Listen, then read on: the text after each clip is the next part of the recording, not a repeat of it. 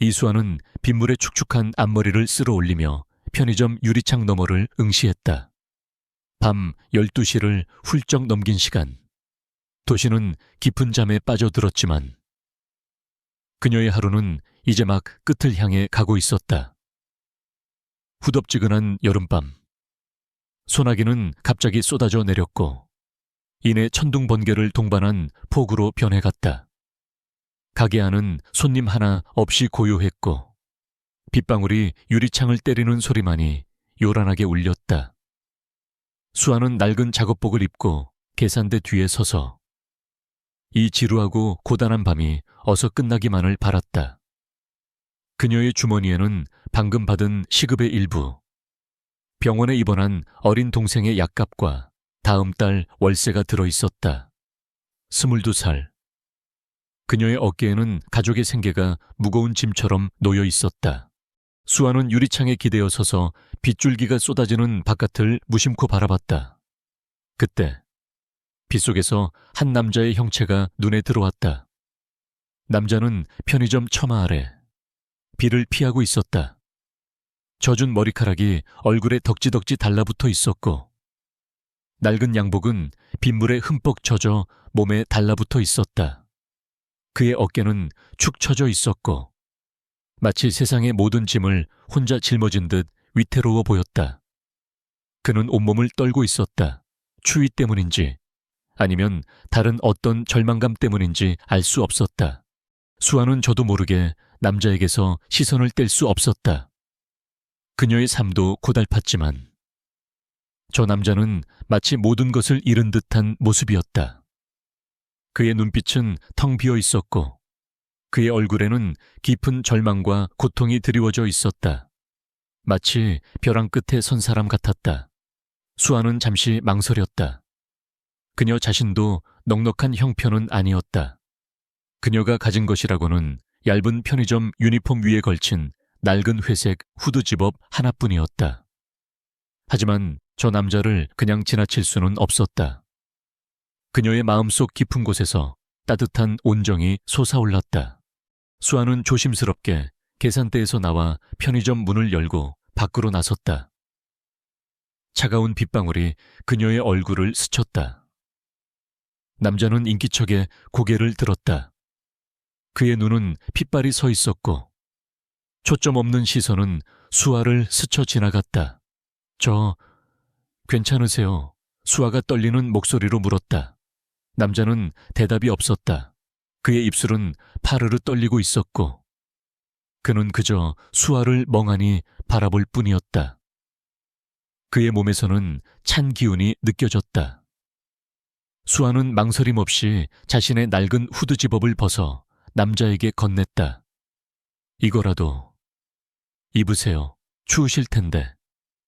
수아의 목소리는 작았지만 그 안에는 진심 어린 걱정이 담겨 있었다. 남자는 수아의 손에 들린 후드 집업을 멍하니 바라봤다. 그의 눈동자에 미미한 동요가 일었다. 그는 천천히 손을 뻗어 후드 집업을 받아들었다. 그의 손은 얼음장처럼 차가웠다. 그는 낡은 후드 집업을 품에 안았다. 후드 집업에서는 은은한 섬유 유연제 향과 함께 수아의 천이 남아있는 듯했다. 남자는 그제야 조금 안정된 표정을 지었다. 고맙습니다. 남자의 목소리는 잠겨 있었지만 그 안에는 진심 어린 감사가 담겨 있었다. 그의 눈빛에 아주 희미하게나마 생기가 돌아오는 듯했다. 수아는 남자의 말에 안도했다. 네, 혹시 괜찮으시면 따뜻한 음료라도 한 잔 드릴까요?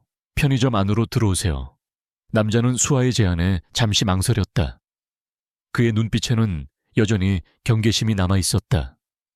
하지만 곧 그의 표정은 수그러들었다. 그는 천천히 고개를 끄덕였다. 수아는 조심스럽게 문을 열고 그를 편의점 안으로 안내했다. 편의점 안으로 들어선 남자는 잠시 주춤거렸다. 그의 눈은 마치 모든 것을 잃은 야수처럼 위태로워 보였다. 수아는 그에게 따뜻한 캔커피를 건넸다. 남자는 캔커피를 받아들고 손으로 감쌌다. 온기가 그의 차가운 손에 스며들자 그의 몸의 떨림이 조금 잦아들었다.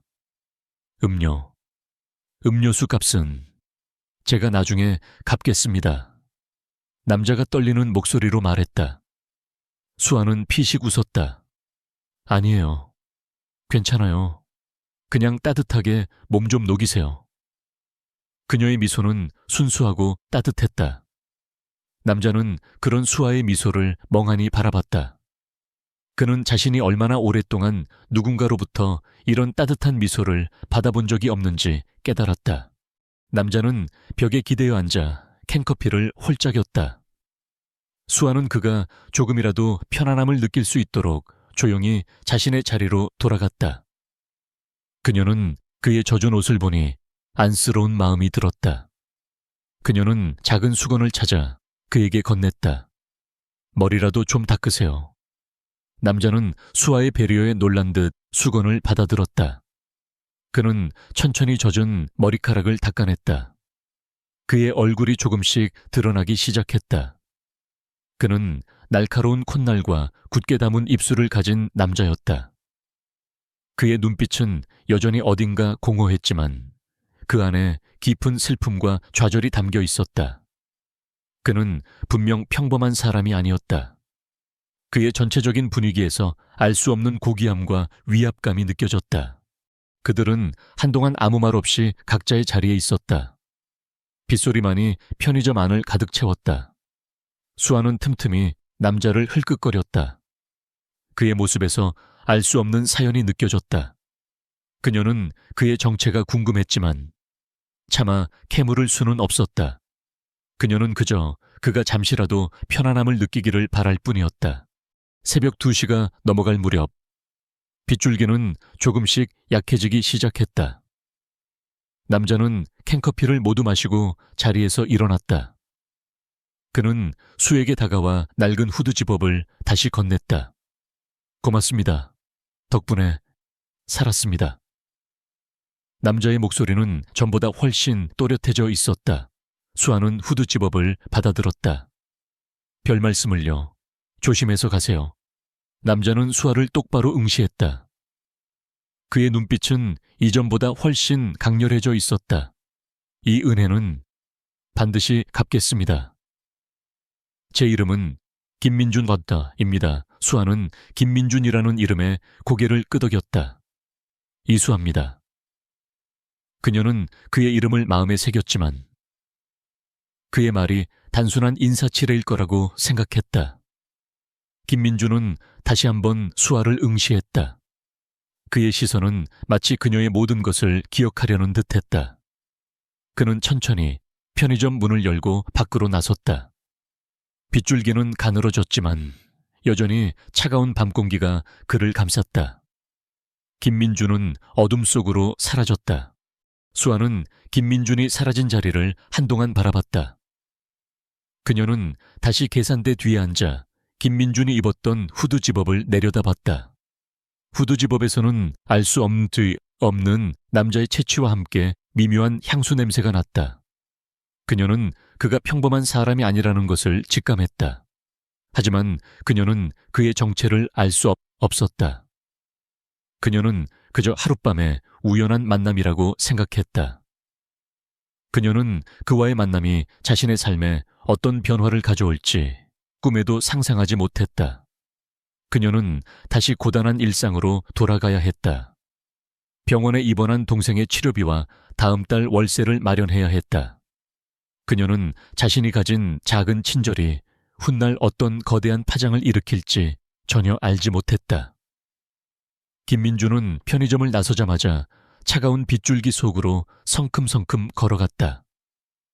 그의 발걸음은 불안정했지만 그의 눈빛은 이전에 없던 뜨거운 생기로 빛나고 있었다.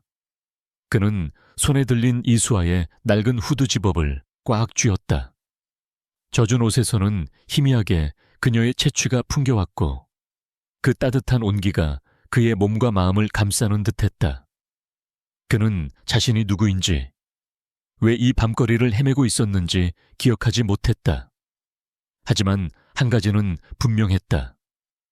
그는 방금 자신의 잃어버린 세상 속에서 한 줄기 빛을 만났다. 이수아라는 이름, 그녀의 순수한 눈빛과 따뜻한 미소. 그는 반드시 그녀에게 은혜를 갚으리라 다짐했다.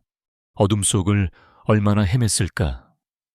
멀리서 검은색 고급 세단 한 대가 그의 앞에 멈춰 섰다. 차에서 내린 사람은 김민준의 비서실장 박진호였다. 진우는 민준의 모습을 보자마자 안도와 함께 경악을 금치 못했다. 그의 상사는 며칠 전부터 연락이 두절된 상태였다. 진우는 사방팔방으로 민준을 찾아다니고 있었다. 총재님, 대체 어디에 계셨던 겁니까? 모두들 총재님을 찾느라 난리가 났습니다. 진우는 민준에게 달려가 그의 몸을 부축했다. 민준은 진우를 멍하니 바라봤다. 총재, 내가 총재라고. 그의 목소리는 혼란스러웠다. 진우는 민준의 상태를 심상치 않게 여겼다. 그의 눈빛은 텅 비어 있었고 기억을 잃은 듯했다. 진우는 급히 민준을 차에 태웠다. 일단 병원으로 가셔야 합니다. 총재님, 차가운 병실 침대에 누워서도 민준의 머릿속에는 이수아의 모습이 맴돌았다. 그는 자신이 왜 그녀를 만나게 되었는지, 그리고 그녀가 자신에게 얼마나 큰 위로를 주었는지 알 수 없었다. 하지만 그녀의 따뜻한 친절만큼은 그의 마음속에 선명하게 남아있었다. 그는 그녀에게 반드시 은혜를 갚아야 했다. 의료진의 정밀 검사 결과 민준은 일시적인 기억 상실 증상을 보였다. 과도한 스트레스와 충격이 원인이라고 했다. 진우는 민준의 증상이 단순한 기억 상실이 아님을 직감했다. 그는 민준이 사라진 며칠간 제이텍 그룹 내에서 벌어진 심상치 않은 일들을 떠올렸다. 김민준은 제이텍 그룹의 젊은 총수였다. 그는 불과 30살의 나이에 그룹을 세계적인 IT 기업으로 성장시킨 천재적인 경영자였다. 그의 리더십 아래 제이테크는 혁신적인 기술과 과감한 투자로 승승장구했다. 하지만 그의 성공은 일부 사람들에게는 눈의 가시 같은 존재였다. 바로 그의 삼촌 김정우, 김정우와 사촌 형 김서준이었다. 김정우는 제이텍의 부회장으로 오랜 기간 그룹의 경영권을 호시탐탐 노려왔다. 그는 민준의 아버지이자 자신의 형이 갑작스럽게 사망하자 민준을 밀어내고 그룹을 장악하려 했다. 김서준은 그의 아들로 아버지의 야망을 물려받아 민준에게 끊임없이 시기와 질투를 느껴왔다. 며칠 전 민준이 실종되기 직전 제이텍 이사회에서는 중요한 투표가 예정되어 있었다. 민준이 추진하는 대규모 신기술 투자 프로젝트를 맡고 김정우를 그룹의 새로운 총수로 추대하려는 음모였다. 김정우는 이사회 멤버들을 매수하고 민준의 측근들을 회유하며 자신의 세력을 확장해왔다. 사건 당일 민준은 중요한 증거 자료를 확보하려 했다. 그것은 김정우와 김서준이 그룹의 자금을 횡령하고 비자금을 조성한 명백한 증거였다. 그는 그 증거를 확보하여 이사회에서 그들의 음모를 폭로하려 했다. 하지만 김정우는 민준의 움직임을 미리 눈치챘다. 민준이 증거 자료를 손에 넣는 순간 김정우와 김서준은 민준을 납치하여 외딴 곳에 감금하고 그의 기억을 지우는 약물을 투여했다. 그들은 민준이 모든 것을 잊고 사라지기를 바랐다. 그리고 민준이 없는 틈을 타 이사회에서 김정우를 새로운 총수로 추대하려 했다. 하지만 그들의 계획은 박진우의 예상치 못한 개입으로 틀어졌다. 박진우는 민준이 사라지자마자 그를 찾아 나섰고 김정우와 김서준의 음모를 어렴풋이 짐작하고 있었다. 병실에서 민준은 점차 기억을 되찾기 시작했다. 희미했던 퍼즐 조각들이 하나씩 맞춰지면서 김정우와 김서준의 악랄한 음모가 그의 뇌리를 스쳐 지나갔다. 그는 분노의 몸을 떨었다. 그들이 자신을 납치하고 기억을 잃게 만든 것도 모자라 자신의 삶과 그룹을 빼앗으려 했다는 사실에 치를 떨었다. 그리고 그 절망의 순간 자신에게 따뜻한 손길을 내밀었던 이수아의 얼굴이 선명하게 떠올랐다. 박진우 실장, 민준의 목소리는 차갑게 가라앉아 있었다. 그의 눈빛은 이전에 없던 강렬한 빛을 띠고 있었다. 이수아라는 여자를 찾아줘. 그리고 며칠 전 나에게 무슨 일이 있었는지, 김정우와 김서준이 어떤 음모를 꾸몄는지 철저하게 조사해. 모든 것을 다 파헤쳐. 진우는 민준의 눈빛에서 총수로서의 강력한 카리스마가 되돌아왔음을 느꼈다. 그는 고개를 숙이며 민준의 명령을 받들었다. 민준은 병실에 누워있으면서도 제이텍 그룹의 모든 상황을 파악하기 시작했다. 그는 진우를 통해 김정우와 김서준이 이사회에서 어떤 행동을 했는지, 그리고 그들이 자신의 부재를 어떻게 이용했는지 보고받았다. 그는 자신의 복수와 그룹을 되찾기 위한 치밀한 계획을 세우기 시작했다. 며칠 후 민준은 병원에서 퇴원했다.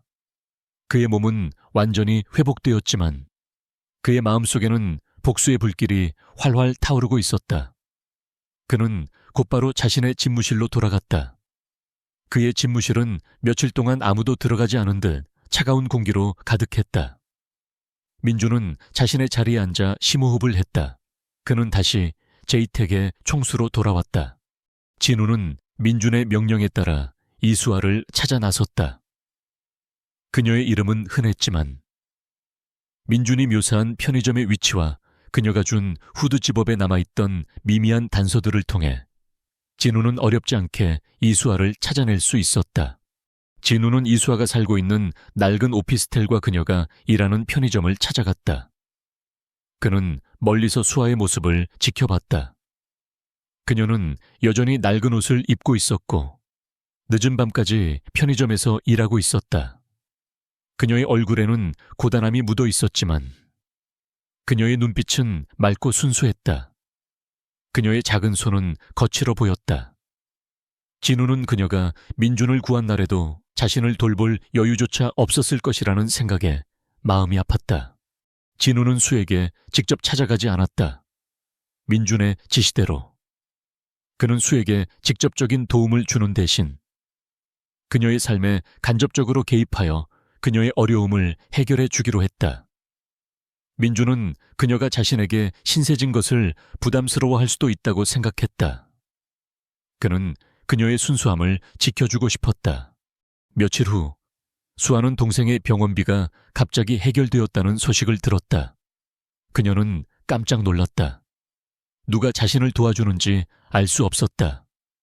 그녀는 병원에 문의했지만 병원 측에서는 익명의 기부자가 모든 비용을 지불했다고만 설명했다. 수아는 고개를 갸웃거렸지만 동생의 치료가 계속될 수 있다는 사실에 안도했다. 그리고 며칠 뒤 수에게 대기업에서 면접 제안이 들어왔다. 그녀는 고졸 학력에 변변찮은 경력밖에 없었기에 대기업 취업은 꿈도 꿀 수 없는 일이었다. 그녀는 면접 제안에 의아했지만 지푸라기라도 잡는 심정으로 면접에 응했다. 놀랍게도 그녀는 합격했다. 그녀가 합격한 곳은 제이테크 그룹의 계열사 중 한 곳이었다. 그녀는 꿈같은 현실에 감격했다. 그녀는 이제 더 이상 편의점에서 밤늦도록 일하지 않아도 되었다. 그녀의 삶에 한 줄기 빛이 스며드는 듯했다. 수아는 자신의 삶이 예상치 못한 방향으로 흘러가는 것에 놀랐지만 이 모든 것이 김민준과 관련이 있다는 사실을 꿈에도 몰랐다. 그녀는 자신의 노력과 운이 따라준 덕분이라고 생각했다. 그녀는 자신을 도와주는 익명의 손길에 감사했지만 그것이 바로 그날 밤 자신이 작은 친절을 베풀었던 그 남자. 제이텍의 총수 김민준이라는 사실은 상상조차 하지 못했다. 민준은 멀리서 수아의 변화된 삶을 지켜보며 미소 지었다. 그는 그녀의 작은 친절이 자신의 삶을 구원했듯이 자신도 그녀의 삶을 구원하고 싶었다. 그는 수아를 자신의 복수 계획에 휘말리게 하고 싶지 않았다. 그는 그녀가 위험에 노출되지 않도록 철저히 그녀를 보호했다. 하지만 그는 동시에 그녀에게 진심으로 다가가고 싶었다. 그들의 운명적인 만남은 이제 시작일 뿐이었다. 민주는 복수와 함께 이수아에게 진정한 사랑을 찾기 위한 여정을 시작했다. 김민주는 제이텍그룹의 총수 집무실에 앉아 태블릿을 응시하고 있었다.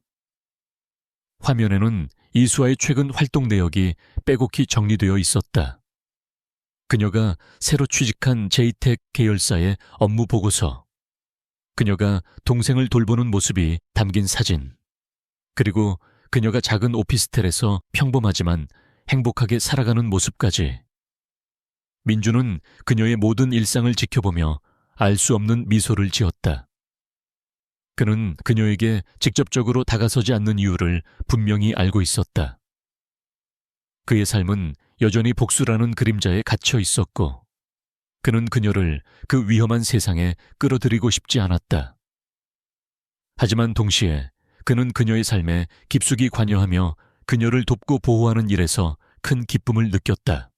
민주는 제이텍그룹의 모든 시스템을 활용하여 김정우와 김서준의 비리를 파헤치고 있었다.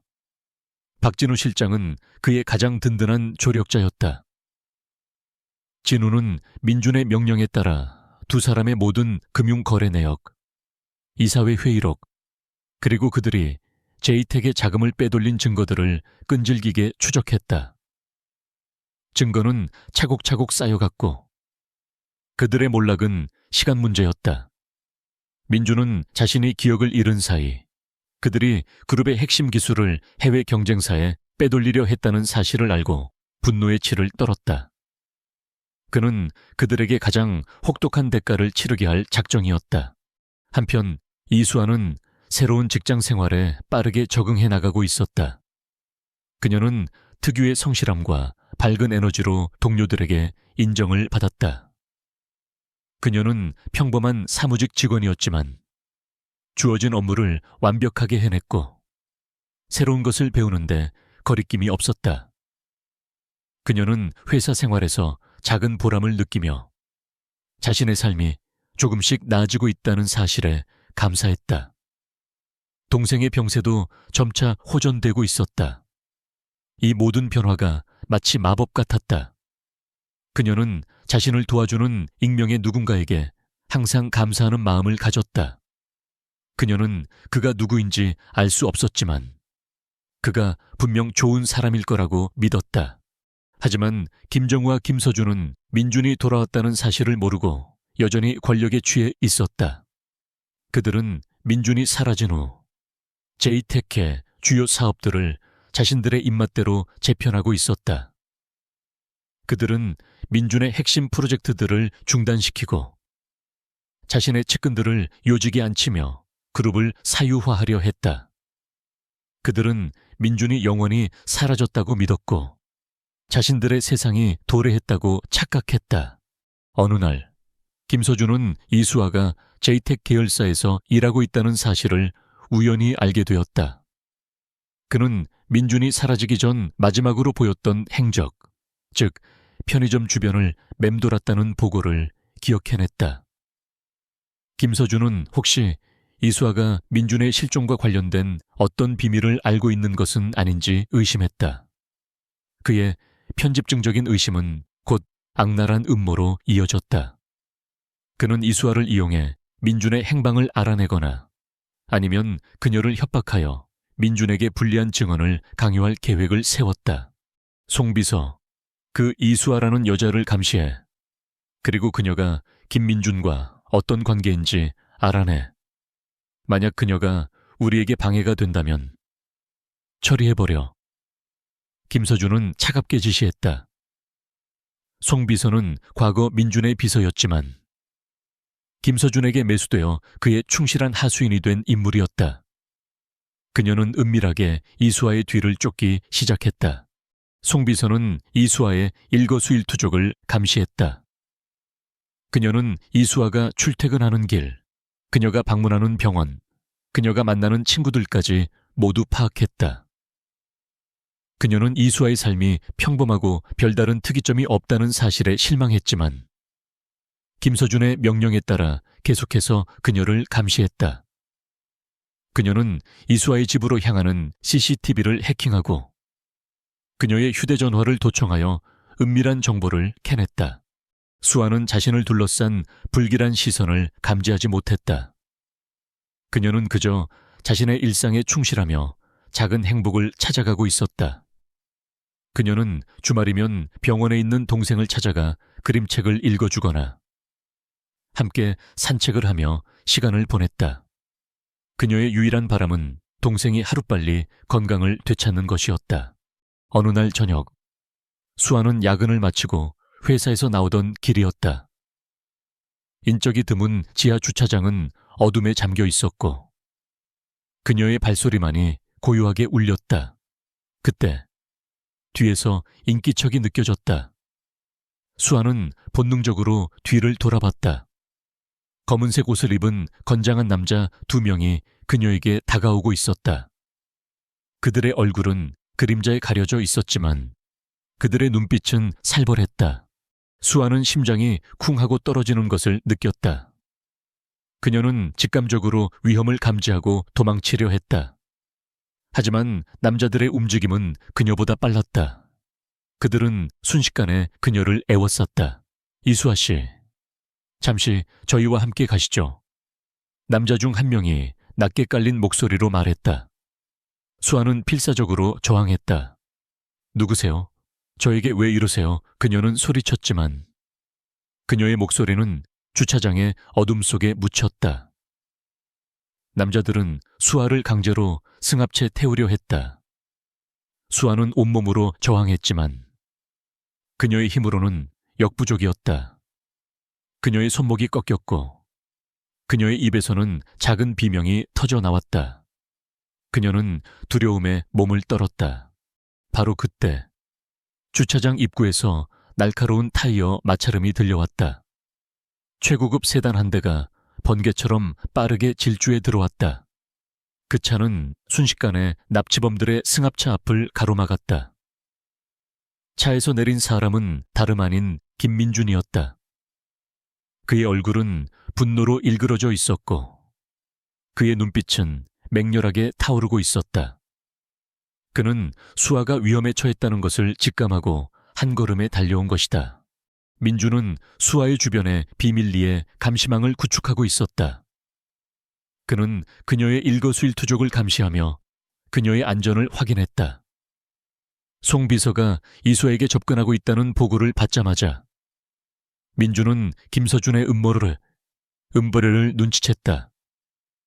그는 송 비서의 모든 움직임을 추적하여 이수아를 납치하려는 계획을 미리 파악하고 있었다.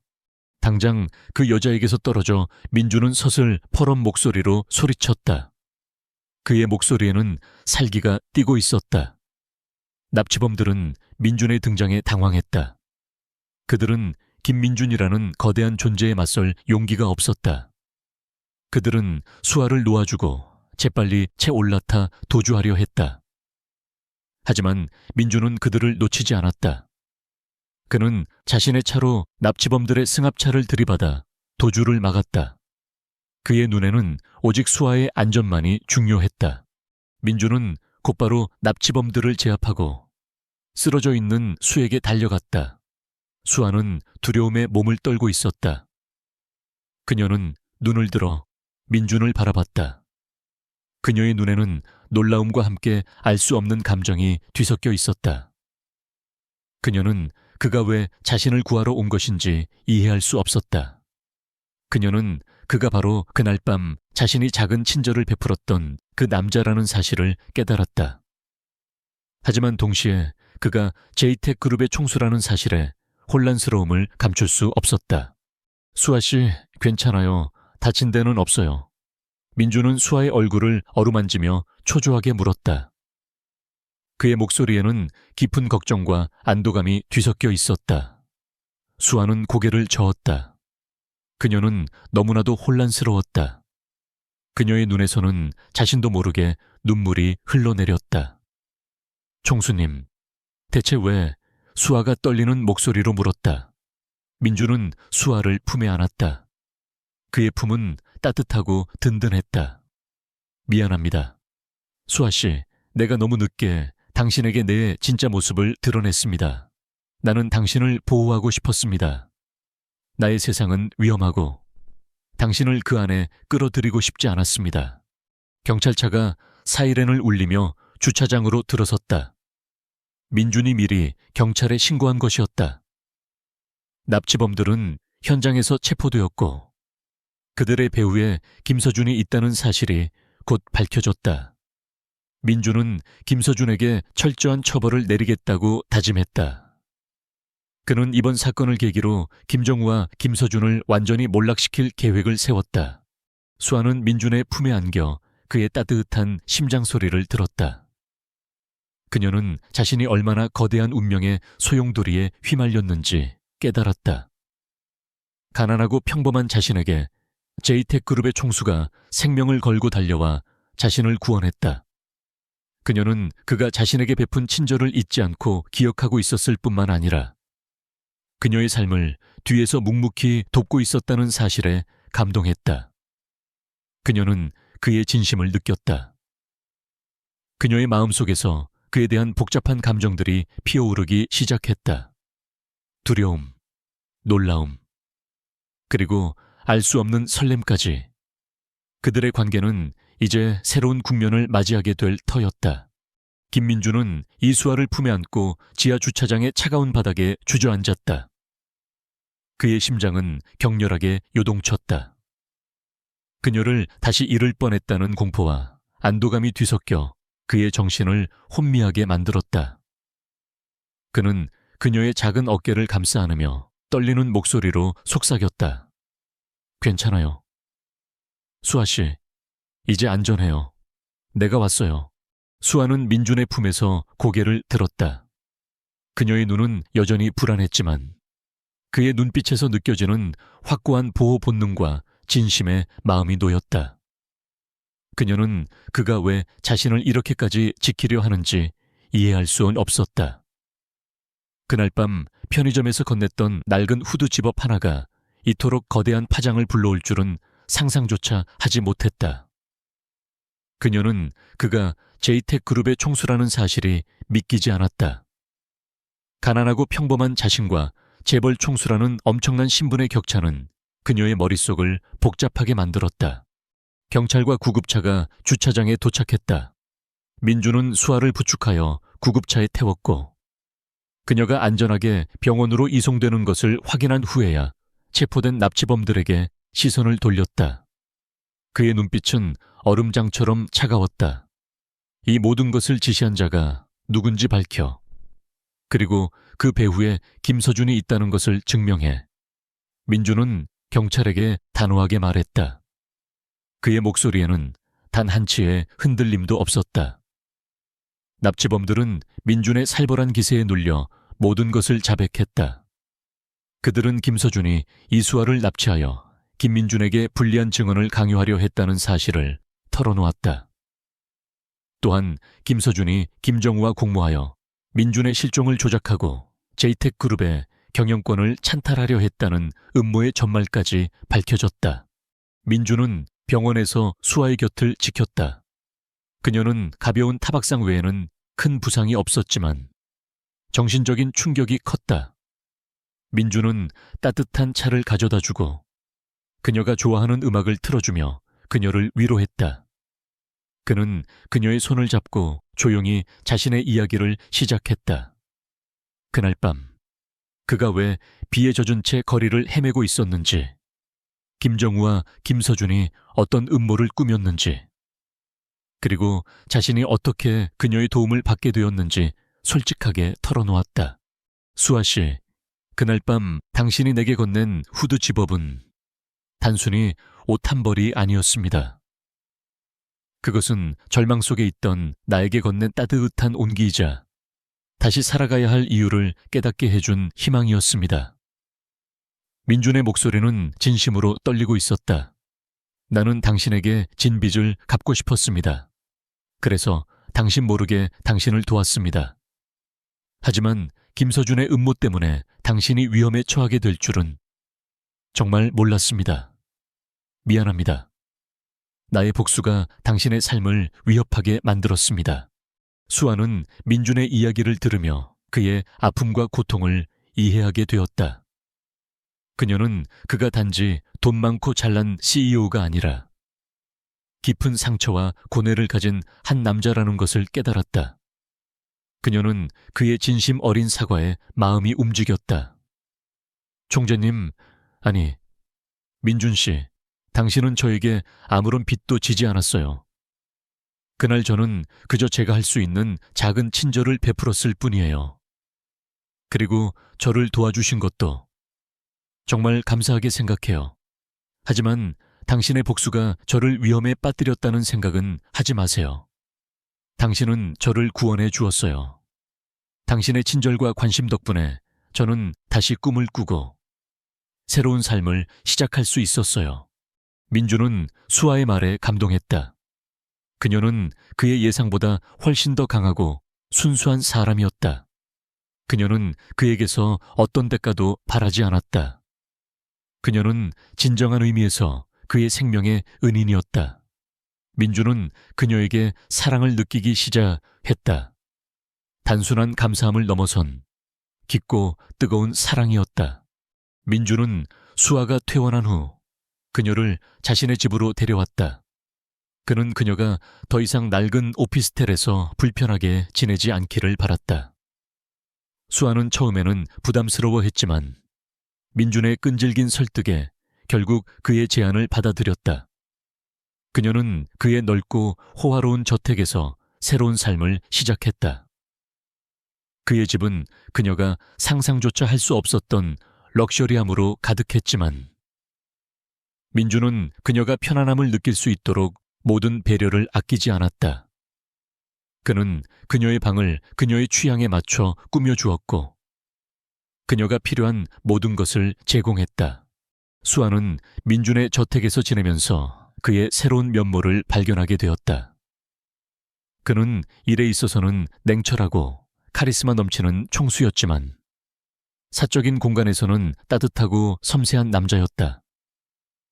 그는 매일 아침 그녀를 위해 직접 커피를 내리고 저녁 식사는 그녀가 좋아하는 음식들로 가득 채웠다. 그는 그녀의 동생 병실을 찾아가 그녀의 동생을 격려하고 최고의 의료진을 붙여주었다. 수아는 그의 세심한 배려와 진심 어린 행동에 점차 마음을 열기 시작했다. 한편 김민주는 김정우와 김서준을 향한 복수를 본격적으로 시작했다. 그는 제이텍그룹의 내부 감사팀과 법무팀을 총동원하여 그들의 모든 비리 증거를 확보했다. 그는 그들의 모든 불법적인 자금 흐름과 해외 비자금 계좌를 추적했다. 민주는 언론을 통해 김정우와 김서준의 비리를 폭로하고 그들의 모든 죄상을 낱낱이 공개할 계획을 세웠다. 그는 그들이 제이텍그룹에 끼친 손해를 철저하게 보상받고 그들을 법의 심판대에 세울 작정이었다. 김정우와 김서준은 민준이 다시 돌아와 자신들의 뒤를 캐고 있다는 사실을 뒤늦게 알게 되었다. 그들은 경악했다. 그들은 민준이 사라졌다고 확신했지만 그들의 음모는 결국 민준의 손에 의해 파헤쳐지고 있었다. 김서준은 분노의 치를 떨었다.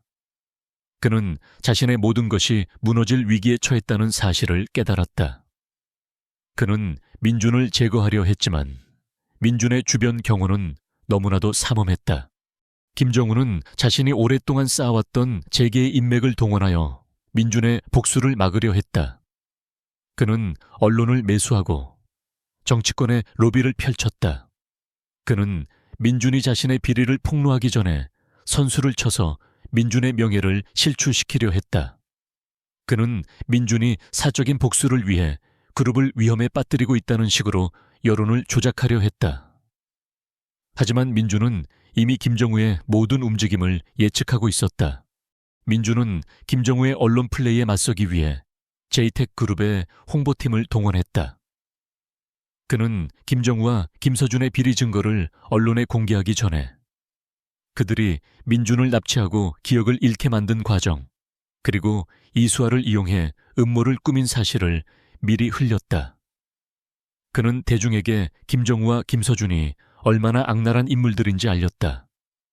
대중은 민준의 이야기에 충격을 받았고 김정우와 김서준에 대한 비난의 목소리가 높아졌다.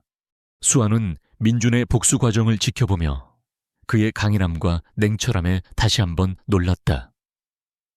그는 자신이 알던 그저 따뜻한 남자가 아니라 거대한 제국을 이끄는 카리스마 넘치는 총수였다.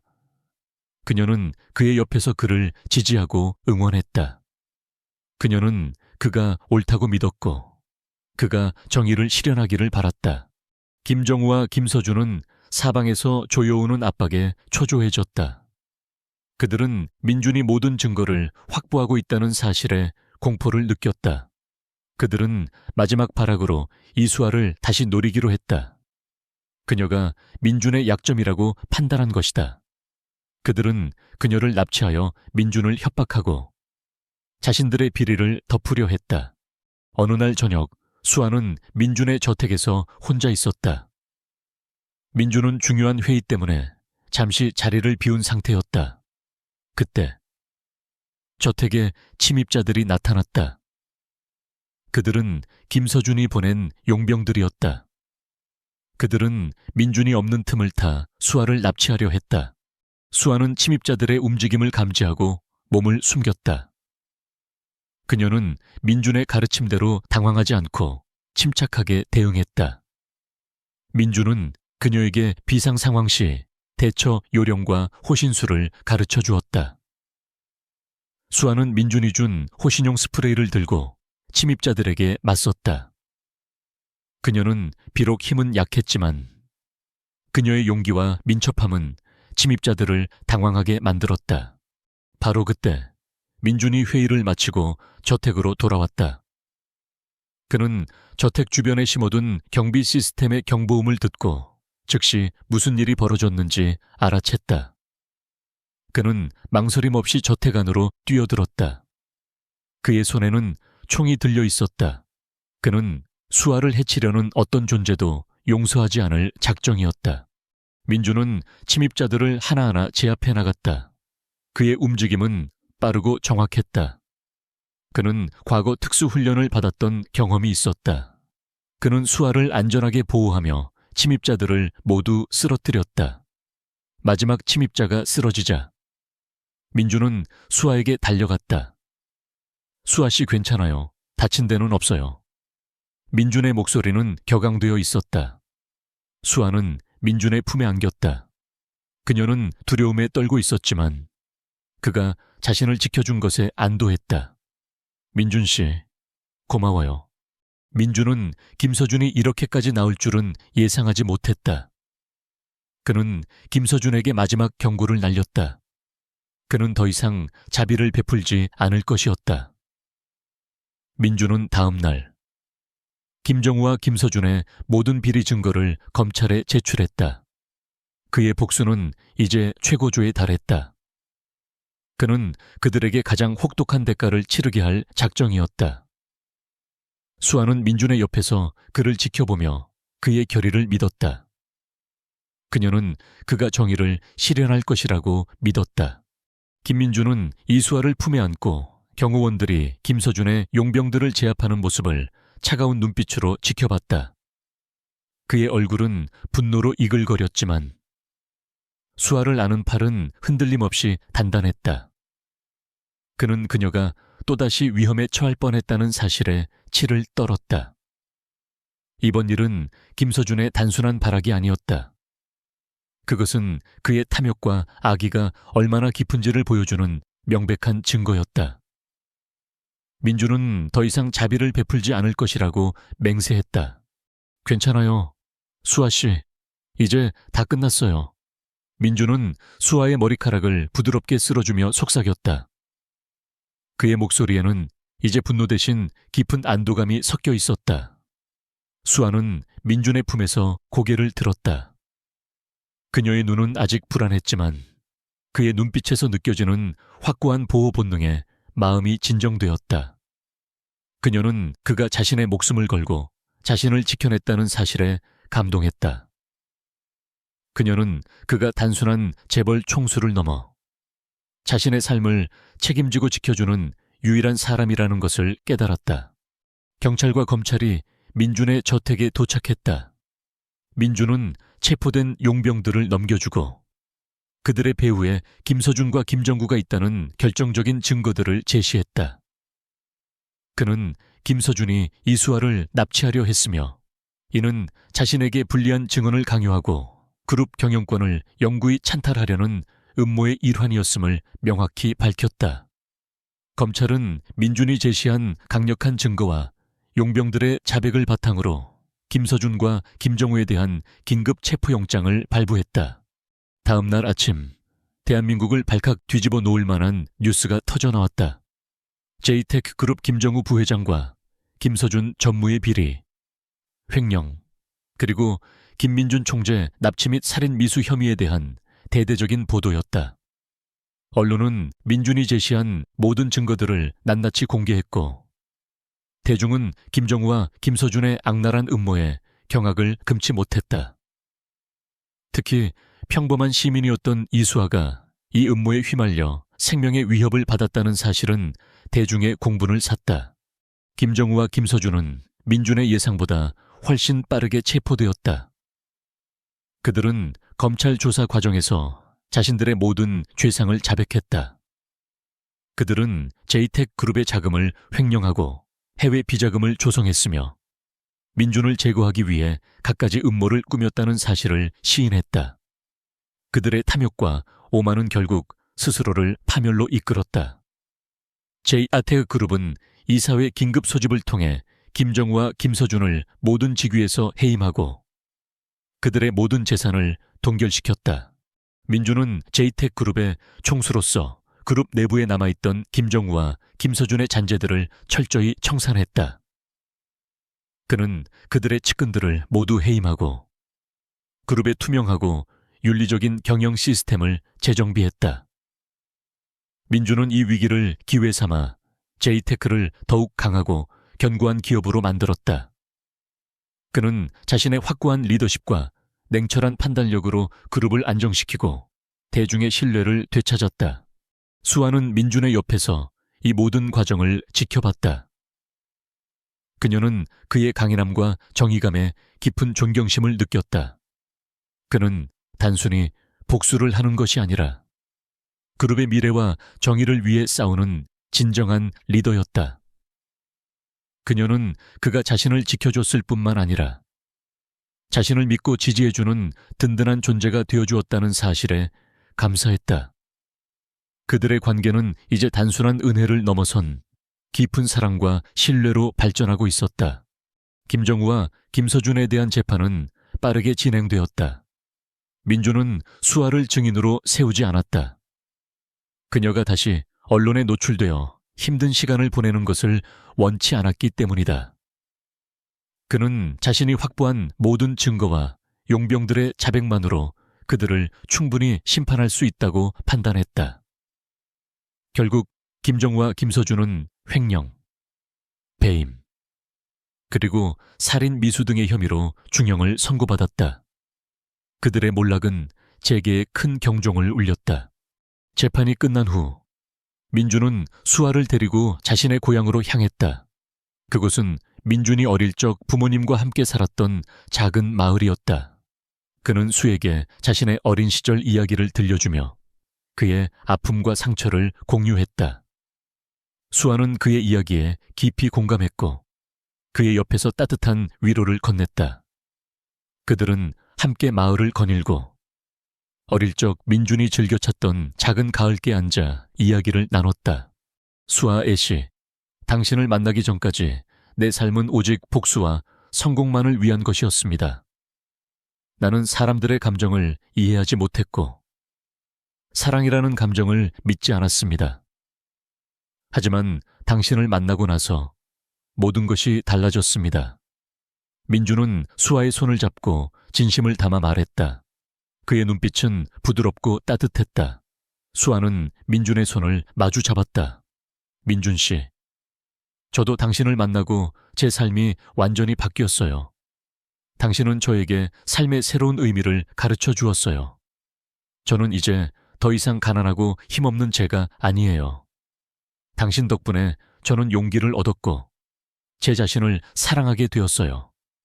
그들은 서로의 눈을 바라보며 미소 지었다. 그들의 사랑은 서로의 상처를 치유하고 서로에게 새로운 삶을 선물하는 존재가 되었다. 민주는 수에게 정식으로 청혼했다. 그는 거대한 다이아몬드 반지나 화려한 이벤트 대신 진심을 담은 편지와 함께 작은 꽃다발을 건넸다. 그는 수아가 물질적인 것보다 진심을 중요하게 생각한다는 것을 알고 있었다. 이수아 씨, 나의 유일한 사랑이자 삶의 전부인 당신에게 청혼합니다. 내게 당신의 남은 삶을 함께할 기회를 주십시오. 평생 당신을 사랑하고 지키고 행복하게 해줄 것을 약속합니다. 민준의 목소리는 떨리고 있었다. 수아의 눈에서 뜨거운 눈물이 흘러내렸다. 그녀는 망설임 없이 고개를 끄덕였다. 네, 민준 씨, 저도 당신을 사랑해요. 기꺼이 당신의 아내가 될게요. 그들은 서로를 품에 안고 뜨거운 키스를 나누었다. 그들의 사랑은 모든 시련과 어려움을 이겨내고 마침내 결실을 맺었다. 결혼식은 소박하지만 따뜻하게 진행되었다. 수아의 동생은 건강을 되찾아 언니의 결혼식을 축하했고 민준의 측근들과 수아의 몇 안 되는 친구들만이 참석했다.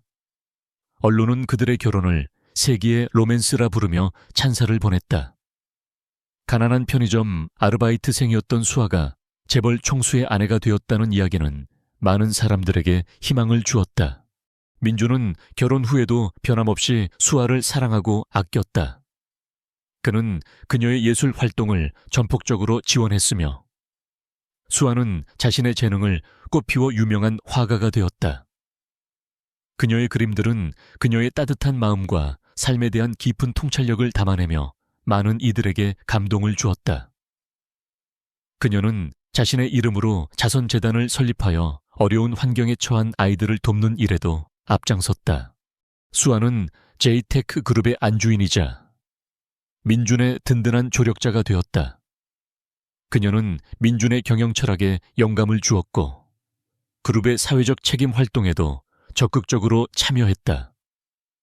민준은 수아 덕분에 더욱 인간적이고 따뜻한 리더가 되었다. 그들은 함께 그룹을 성장시키고 사회에 긍정적인 영향을 미치며 존경받는 부부가 되었다. 그들의 이야기는 단순한 로맨스를 넘어 진정한 사랑과 용기, 그리고 선한 영향력이 세상을 어떻게 변화시킬 수 있는지를 보여주는 감동적인 사례가 되었다.